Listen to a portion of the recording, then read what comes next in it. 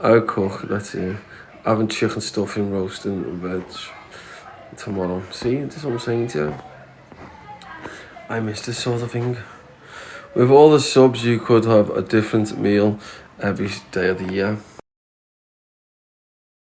Different meal every day of the year.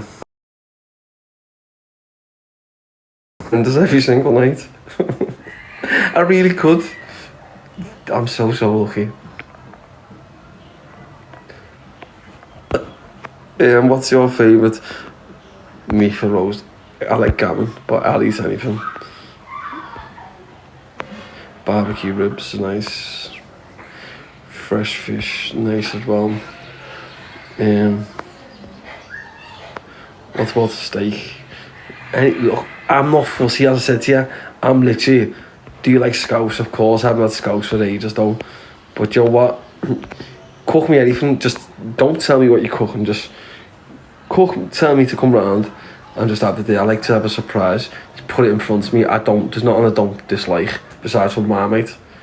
There's no one else that I dislike. I'm not fussy. I'm not really fussy. Yeah. What is scouse?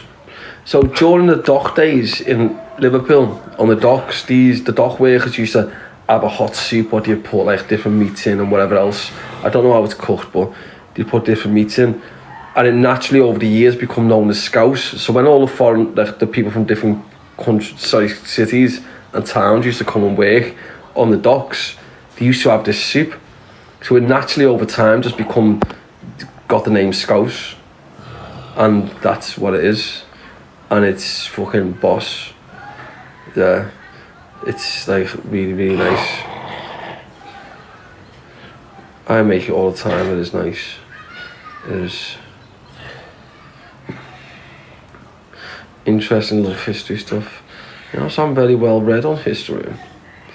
I do like history myself, selective history, because a lot of history is a load of bollocks.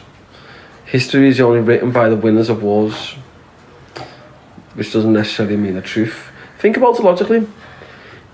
If the World War was won, World War II was won by Hitler, the history that we know would be completely different. History is only, just because history doesn't necessarily mean it's 100% factual. It just means that it's written by the winners of the war in the way that they want it to be written. Do you know what I mean? And it's mad because we learn stuff, and then when you look back and you think, is that actually the truth, or is that just written in the way that the winners of the war wanted it to be written? Do you know what I mean? That's why I'm very, very selective on what I actually learn on history. Because at likes of slavery, you can pretty much say that was 100% accurate, because there was no war during slavery. Well, there was the war for American independence and whatever, all that sort of bollocks, but then slaves were from that era were told that they fought for the British, they could come and move over with us.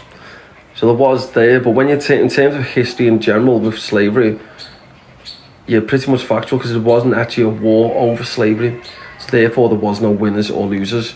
That's just an agreed subject on what's really went down. Do you know what I mean? But when you look at any other history, it's very, very difficult to decipher.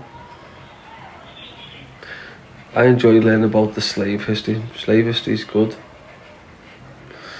but you just got to decipher between the facts and fiction. That is the problem.